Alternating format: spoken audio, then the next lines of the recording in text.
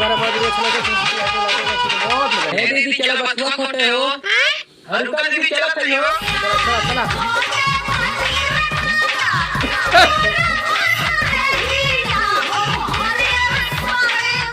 तो दीदी चक्कर वाले खोट जाए तो अरे नाम निहाल वाले खोटे तो मीटिंग पर हुआ है चला दीदी कौन गाना वाना गावा हो अब देखा तब सराई अरे चनमा के खेत सरसों ये बानिसानी अरे जिया हो दीदी अरे चनमा के खेत सरसों ये बानिसानी आई हमर बलम खरिहान वही में बानी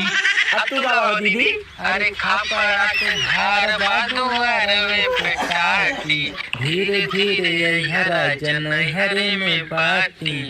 और कितना मर्द आइली हम नैहरावा में छोड़ के नैहरावा में छोड़ के और कितना छैला मर गई ना हरिया बन